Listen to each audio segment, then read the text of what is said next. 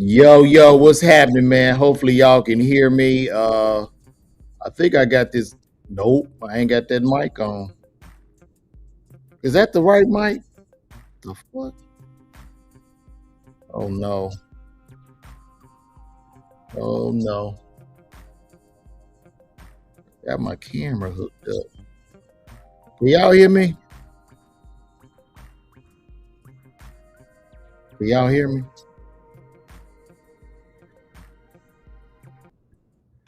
I want to know if y'all can hear me.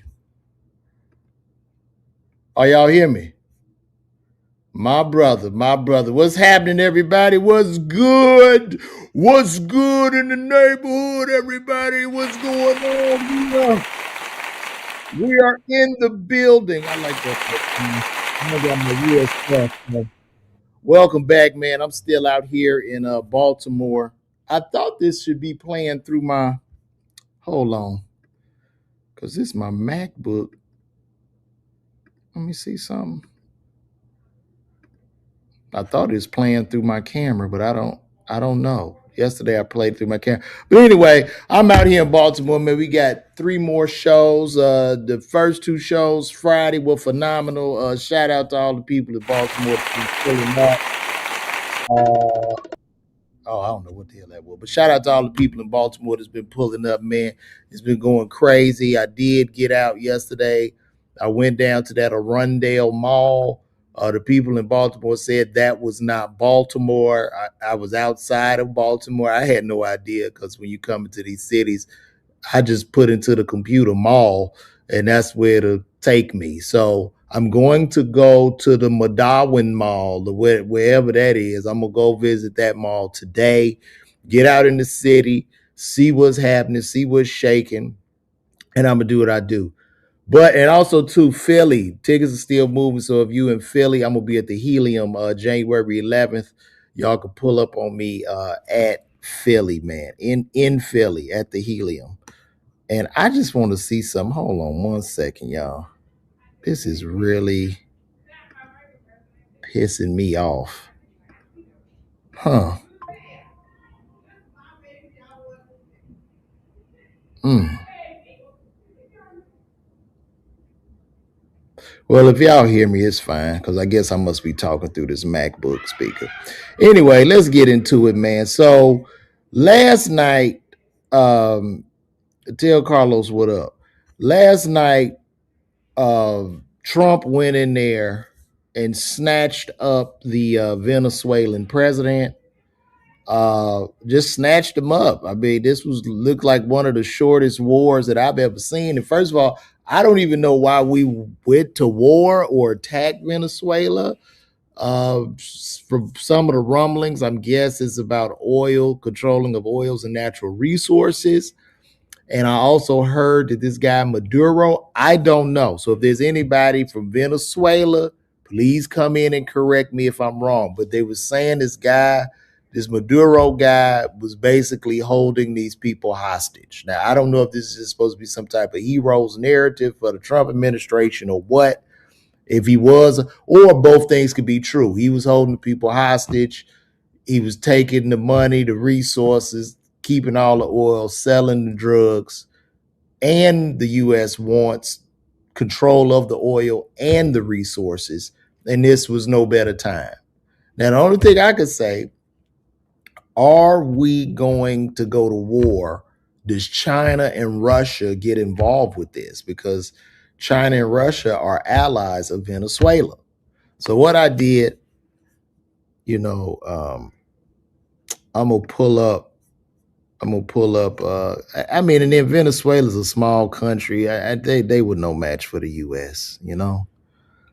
So I'm gonna pull up what I got. Uh, no, that's tracks. Let me see. Let's check this out.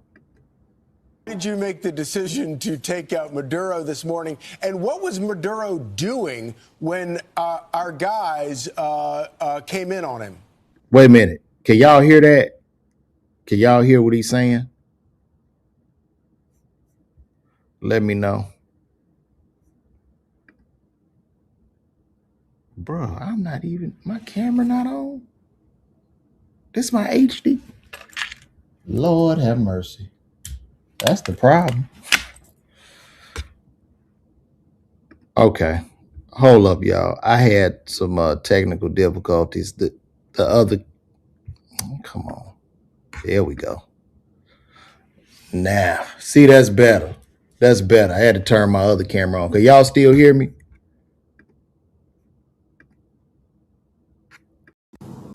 Can y'all hear me now? Y'all can hear me? Let me know if y'all can hear me.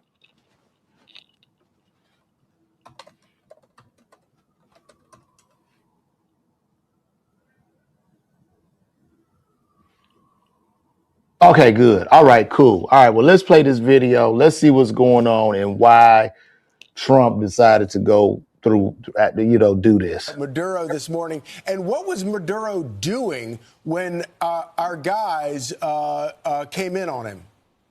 So we were going to do this 4 days ago, but the weather was not perfect. The weather has to be perfect. And we had just the perfect weather. We had, very good. A little bit few more clouds than we thought, but it was good. We waited 4 days. We were going to do this 4 days ago, 3 days ago, 2 days ago. And then all of a sudden it opened up and we said go. And I'll tell you, it was just amazing. And what was he doing? He was in a very highly guarded, like a fortress, actually. He was in a fortress. That we had nobody killed was amazing. I think we had nobody killed, I have to say, because a couple of guys were hit, but they came back and they're supposed to be in pretty good shape. But that we had nobody killed, that we lost no aircraft. Everything came back. We got it all back. One of them was hit pretty hard, but a helicopter, but we got it back. But it just was the right time to do it. We had to do it because it's a war. We're losing 300,000 people a year. We don't lose that much in a war, okay, if you look. And we had to do it. But he was in a house that was more like a fortress than a house. It had steel doors. It had what they call a safety space where it's, solid steel all around. He didn't get that space closed. He was trying to get into it, but he got bum rushed so fast that he didn't get into that. We were prepared. We had, massive blowtorches and everything else that you need to get through that steel, but we didn't need it. He didn't make it to that area of the house. Oh, wow. So the people, I was looking on Twitter and I saw a couple of people, like people in Venezuela, who seemed to be celebrating the capture of Maduro and his wife. Like, I don't know if this is propaganda. I don't know. I would love for somebody from Venezuela to come on here and tell us the truth or whatever. But they were literally celebrating it. I think I got some footage of that. Let me see. Yeah. So this is what this guy had to say. Okay. As a Venezuelan American, I got some shit to say. My family, my parents, my sister, my extended family, all lost everything. Their work, their savings, their investments, gone. Wiped out by a narco dictatorship that has held Venezuela in a death grip for over 25 years. And what happened to my family has happened to millions, and yes, millions. The Venezuelan exodus is the second largest displacement crisis on earth after Syria. This is not just a tragedy. It is one of the great humanitarian disasters of our time. But the suffering doesn't end there. This regime has jailed hundreds of political prisoners. Thousands have been murdered simply for speaking out. More than a third of the population has fled. 1/3. Not for better opportunities or for the American dream, but to survive, to live, because staying often means death.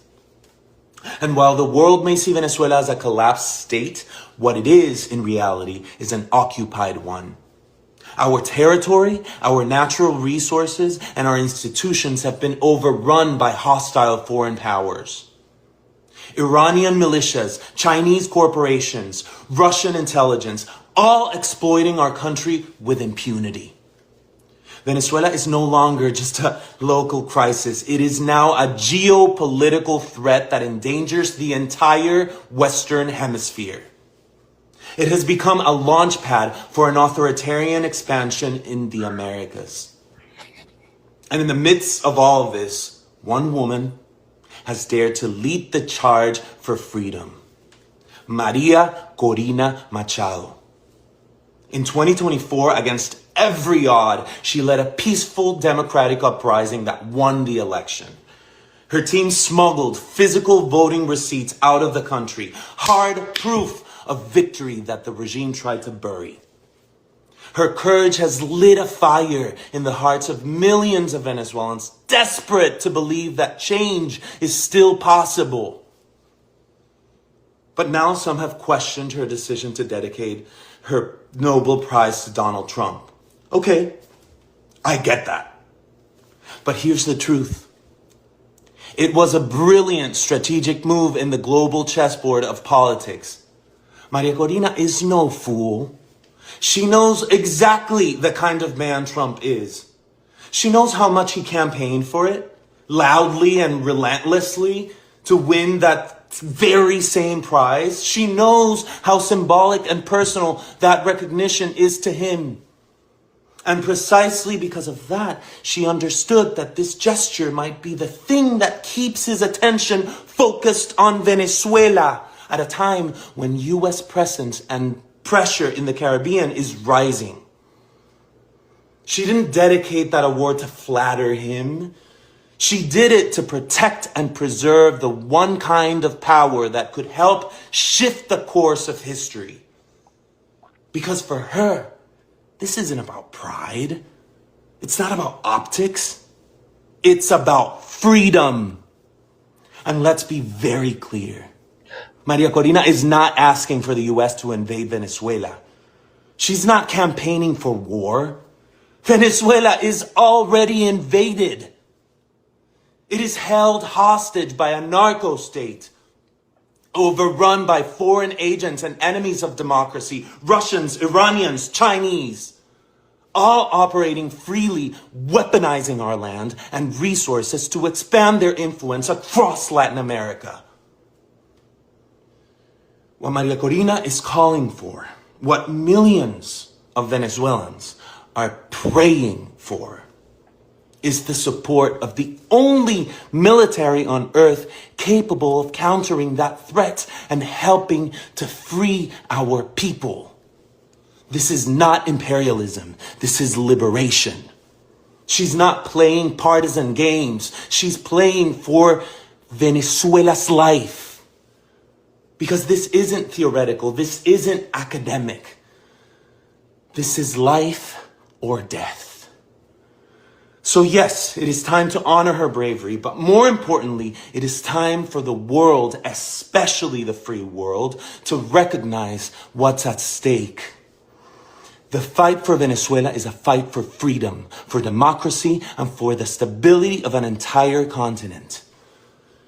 If we truly care about liberty, human dignity, and peace in the Americas, then Venezuela's fight must matter to all of us. Que viva Venezuela, que viva Maria Corina Machado. Okay, I believe this guy, y'all. So basically, from what he's saying, look, I'm not trying to be political. I'm not trying to take sides, but this particular video, the guy sounds believable. Would Trump be considered a hero in Venezuela right now? Because there were people in the streets literally celebrating, literally dancing. I don't know if that's propaganda or not, but this is what I've been seeing. This is what I've been coming up with. Now, at the same time, this was a perfect storm because now we can go back in and still take advantage or take those oil resources and those minerals. The only thing I could say, will this escalate tension with China and Russia? Because if China and Russia was involved with that oil, there's going to be a problem. And guess what? We just got a super chat from my good friend, my good brother, the great Jonathan Soul. Let's give him a round of applause. And you know what, Jonathan, I'm out of town, so I don't have my soundboard, but thank you for that, brother. I really appreciate that, man. Appreciate you, Jonathan. But yeah, so I don't know, guys. Do we what's gonna go on? The brother Derek McClover came in. I see in the spirit Russia and China threatening occupation of Venezuela because of them claiming an interest in Venezuela's oil exports, claiming it threatens their national security and is a threat of provocation. It's only the beginning of a bad case of the flu. So I really wish you could elaborate on that, Daryl. I see in the spirit Russian trying to, yeah, just elaborate on that. I wish you, if you still watching. Okay, I thought dude was said to be a bad dictator. Of course, we should be minding our business. He wants war so he can stay in control. Now, you talking about Maduro or you talking about Trump? Which one are you talking about? Russia got their peeps up out of there. Well, that's where we at. That's where we at. He went over there. He went over there, and with 1 hour, he got Maduro out of there. He was trying to barricade himself. He put himself in steel bunkers, but they had blow torches and things like that, you know, got him out. Just got him out very, very fast, very swift.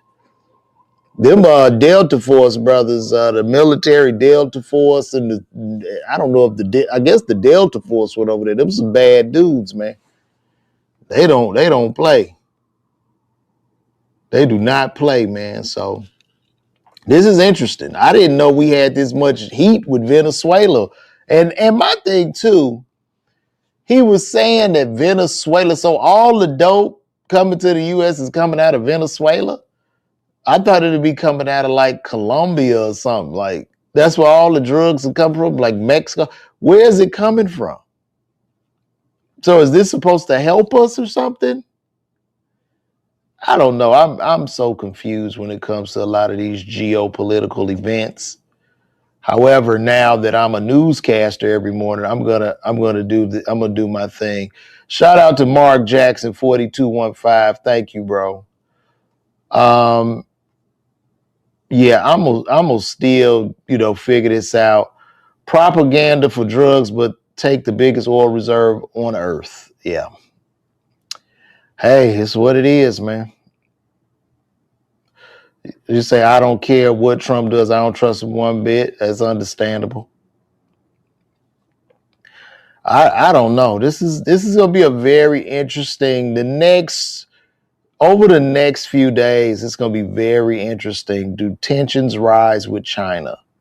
Can China afford for tensions to rise against the U.S.? Could China afford to go to war with the U.S.? If China was to go to war with the U.S. and we're not buying their products, doesn't that hurt China?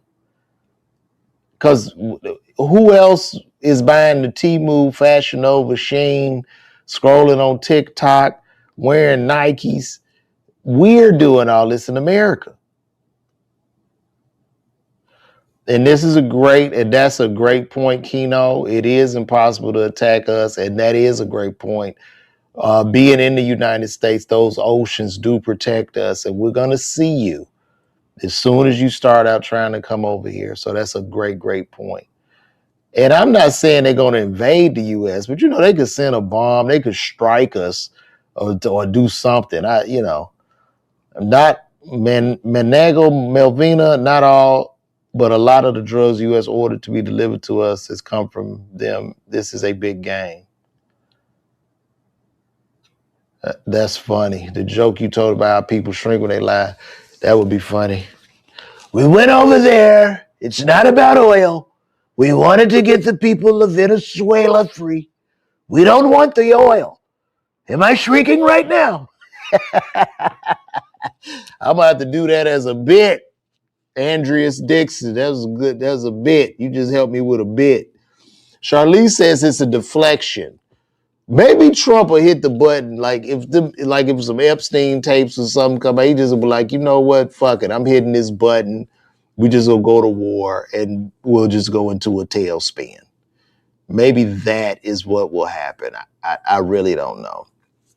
But I'm gonna move right along. I saw something today. BOOSIE, they have the federal government or whatever, the people in California probation board. They want to give BOOSIE 2 years. Um, let me pull this up and I'll read it to y'all real quick. Mm-hmm. Let me say continue. Come on.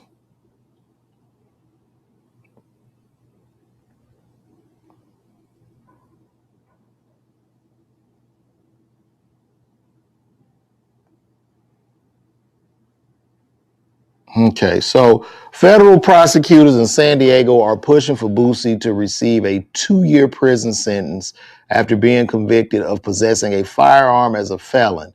Probation officials, however, are recommending a much harsher sentence of nearly 4 years.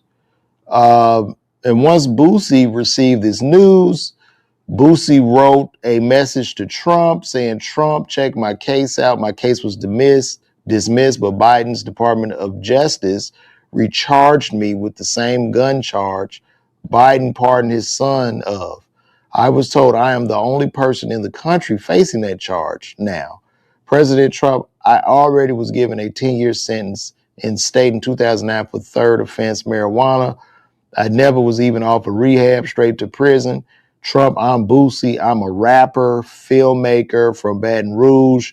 I was targeted. My mouth and things I stand on get me in a lot of shit, but I'm real. My lawyer, Megan Blanco, can explain this case. She knew the charges and against you were bad.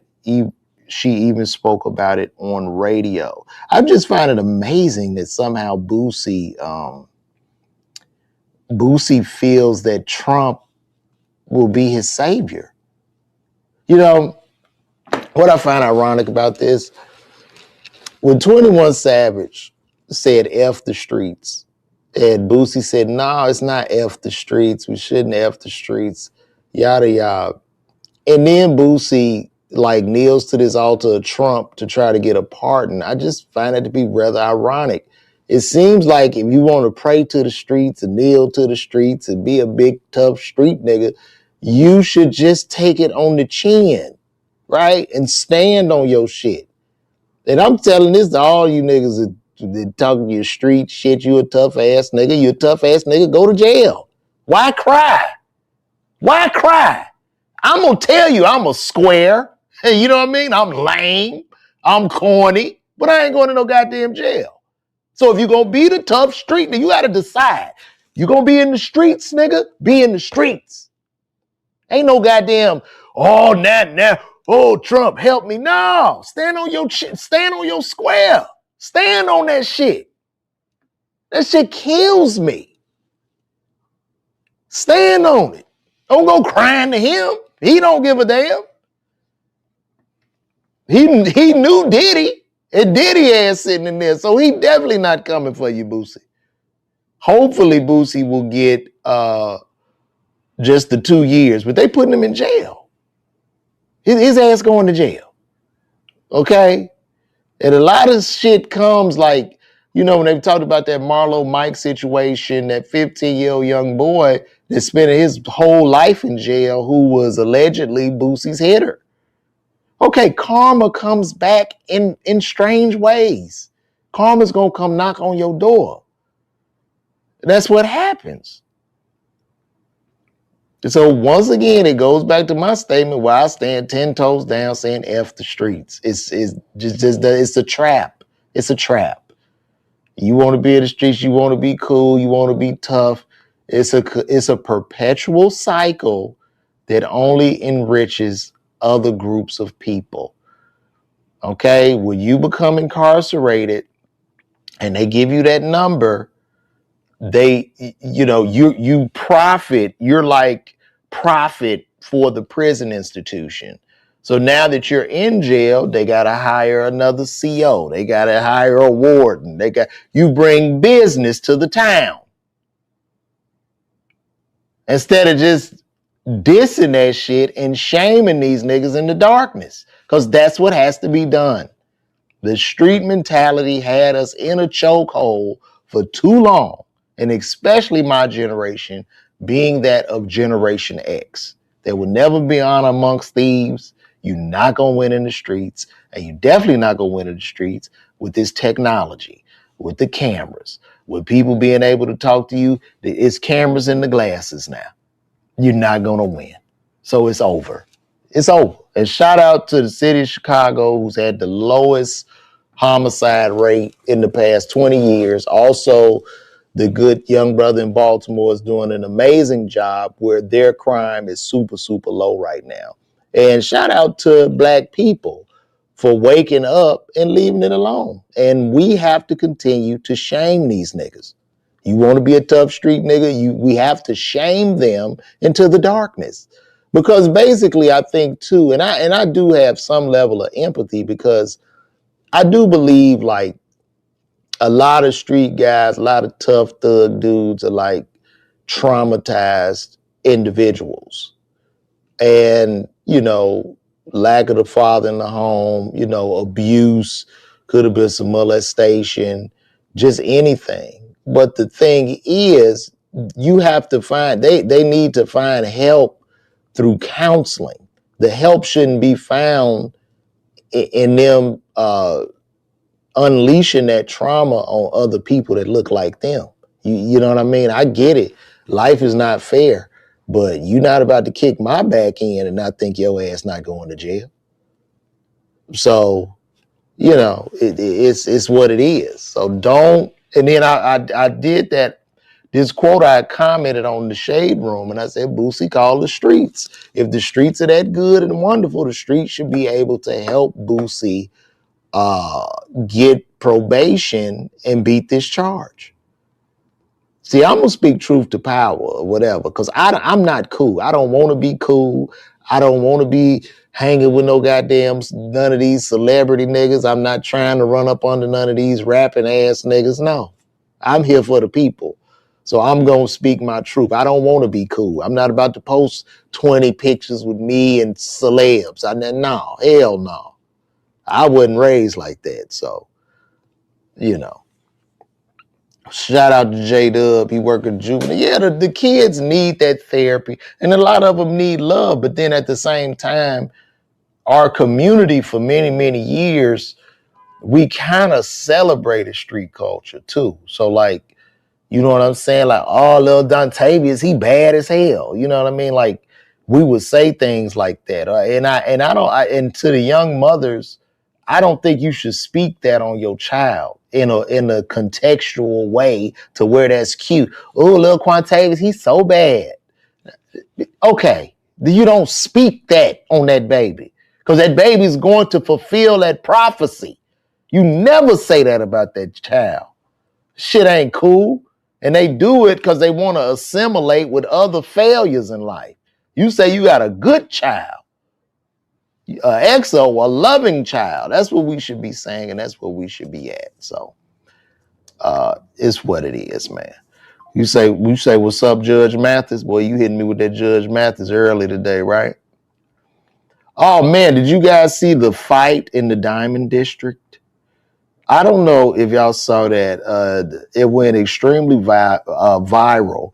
Trax NYC, who's a jeweler in the Diamond District, real stand-up dude. I watched this video to where I guess a man paid $22,000 for a chain. He said that, let me play this, yeah. I'm going to show y'all this video real quick. Is this it? Bye. Have a good one. Have a good one. Have a good one. Have a good one. Safety out. Have a good one. Have a good one, brother.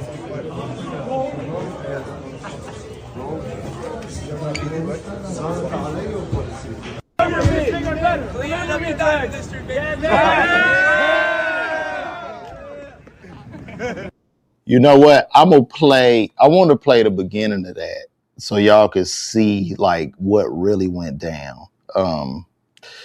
It was very interesting, man. And shout out to Tracks NYC for really standing up for the people in this moment. And I had to do some glazing for Tracks NYC because I'm like, bro, you really stood for the people, man. He went out there, he wasn't scared. He stood for the people, man, because they was cheating the people. And I think a lot of these jewelers, like if they cheating the people in the Diamond District, all them stores and them malls, all that shit is fake. All them stores in the middle of them malls, they are selling fake shit. Or that shit is like, it probably ain't even 10 karat. That shit probably 4, 5 karat because people not really getting their jewelry checked like that, you know? But let me see if I can find that NYC Tracks video.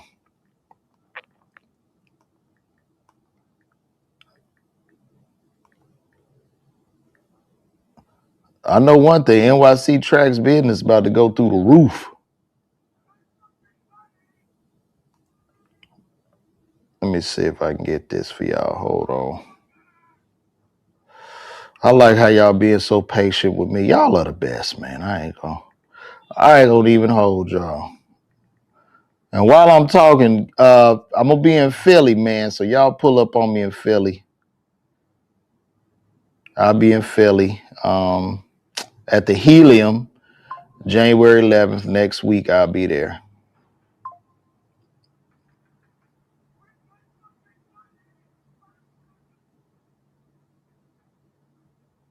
No, I'm trying to find a video. I'm trying to find the one where he was explaining what happened.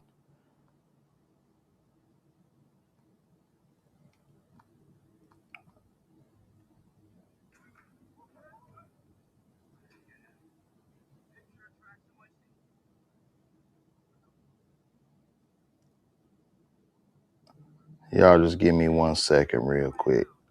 I'm gonna get it for y'all. Shout out to Kevin Polk, man. I'm glad you enjoyed the show, bro. I appreciate you coming out, man, for real. You had a good time. Let me see. So I got it. I got this video. Let me show y'all this real quick. Yeah. All right. Yeah, this is going very, very viral.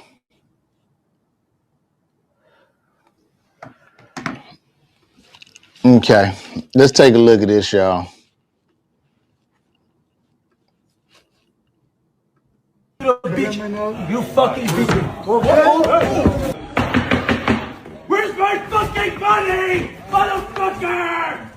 Where's my fucking money, bitch? Where's my money? I got this fucking bracelet. Where's my fucking money? What are you gonna do, bitch? What are you gonna fucking do? Doc, motherfucker, you saying VVS, I3, 14 karat, and you're using my name, you bitch! 6447. Yeah, 6447. Thief! You fucking thief! Bitch! Stop, take him. No! Get the fuck your hands off of me, bro! You little bitch! You fucking bitch! Yo, don't fucking fuck out of here! Oh, they wildin'! Oh my god! I mean, do you see this? Like they jumped on me. Oh, they wildin'! Oh, yeah, get that girl. Yo, David, chill. Oh, no. In the end, they tried to kill me, strangle me with my own chain. Get out of this hospital. TracksNYC.com. So this is the receipt from this disgusting company that pretends to be me, says they're Tracks NYC, sells my customer a bracelet, rips them off, and rips them off on the gold. Shit, they're saying it's 14 karat gold. Well, we're gonna test this bracelet right now. Start the test. 10 karat gold. So did they say they were tracks NYC? Yeah, he tried to portray. He tried to sell one of your products. He said that he ran out. Right. One of your rings that you purchased. Right. That we sell. So you came with a picture of tracks NYC. Yep. I opened up the website for. And then he said he ran out, even though he has nothing to fucking do with me other than to steal my fucking customers all day long. These rats have done this over and over and over again, and I tolerated it. And now they fucked them over on the carrot as well. Yo, Akai, you are fucking thieves, bro. Yeah. He also too, I saw how he was honorable, man. He gave that man like $22,000 of cash back and told them that they're gonna owe him another 1,000. And then the tracks started tearing stuff up in the jewelry store and went over there like, yo, give me my money. So I salute Tracks. This is a stand-up guy. I respect him being an honorable man, and I respect him standing on his square for truth. That's not being like no gangster being hard, but saying you took my money, you cheated my customer, you owe me. So Track's business is going to explode, it's going to go through the roof. He's a star because he stands with the people. And you know, he's going to go through the roof. He's doing right by the people.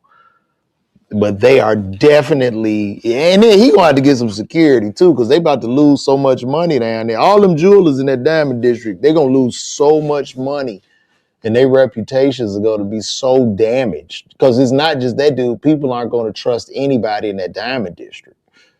So Trax is gonna really have to watch out. And you were saying that they make 24 billion. Ain't no way. I don't think that Diamond. Ain't no way, bro. Ain't that Diamond District ain't making no 20.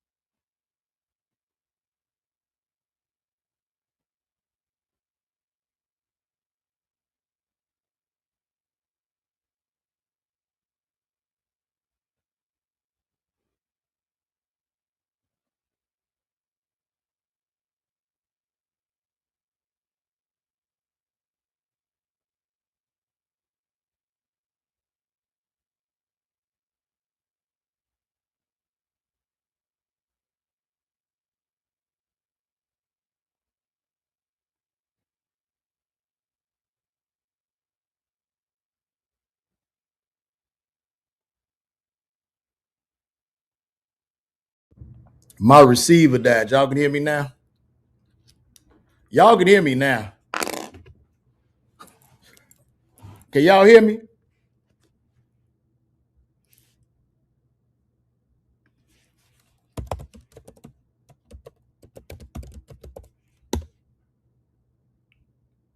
Can y'all hear me now?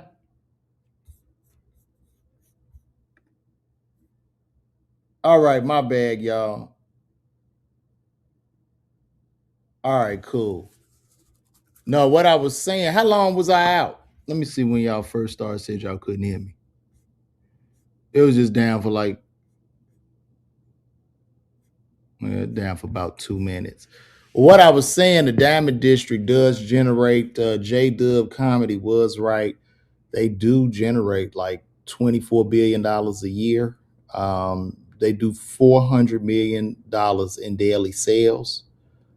But yeah, that's a lot of money. I mean, if you just get 1,000th of a % of that, you at like 2.4 million. That, if you a terrible salesman, you could probably get a little bit of that bread.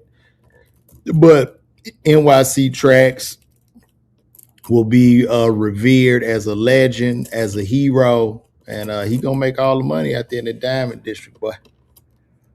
That's right, y'all. So look, I'm gonna say this: stand with the people, man. It ain't even about no industry or nothing like that. It's just about standing with the people, whatever you do, being honorable, respectful, loving, kind to people, man. That's where we at right now, because I think being in this social media world, in this digital world, we all can see each other, get to know one another. And if we do right by each other, I think we'll all go further. Because I keep, like, even with I was looking at something very interesting in regards to Ryan Coogler. So Ryan Coogler, Sinners didn't get like an award or something. They weren't placed to receive any type of award, even though they generated like 400 million from this movie. The movie got a rating from Rotten Tomatoes of like a 98%. But Variety, Billboard, Deadline, Hollywood Reporter are all owned by one person. And they try to dismiss Ryan Coogler. But Ryan Coogler is very, very smart. He has like a good ownership position in his movies. He's also, been doing his thing with Michael B. Jordan. And he gets to the people. So we, the people, rally behind him. It's not the industry that can necessarily control him. So that's all I'm saying, man. That's all I'm saying. So, guys, we're going to wrap this up. We did a good 44 minutes today. I appreciate y'all. I'm going to try to start me a Patreon. I'm still going to do these every day. But if y'all want to contribute to the Patreon, that's cool. That'll be dope. And then the Patreon will just be pretty much behind the scenes and show y'all what I'm doing every day and how I'm trying to build this business. I mean, there's definitely gonna be a big sweep in that Diamond District, and yeah, they're gonna get sued, bro. They're gonna lose a lot because people are gonna go down there. People that saw that video, everybody saw that video who bought jewelry from whoever that guy is, they going to get their jewelry appraised. So yeah, they definitely gonna go to jail. And I heard that Mom Dami was talking about shutting that store down or something because of the spitting incident. He was saying that the spitting incident caused the store to be unsanitary or something. So it's wild, man. It's wild. A lot of these people, like I say, in the middle of these malls, man, these cats selling all fakes. You go into them malls where they got them 2 Foot Lockers and you see all them jewelry stores, I think 90% of that shit is fake, man. And they just ripping people off. I don't believe it's real. So it's what it is, guys. I'm gonna go on and get on out of here. Start my day, man. It's been great, man. Appreciate all y'all pulling up on your boy. And I'm out, man. Peace and blessings.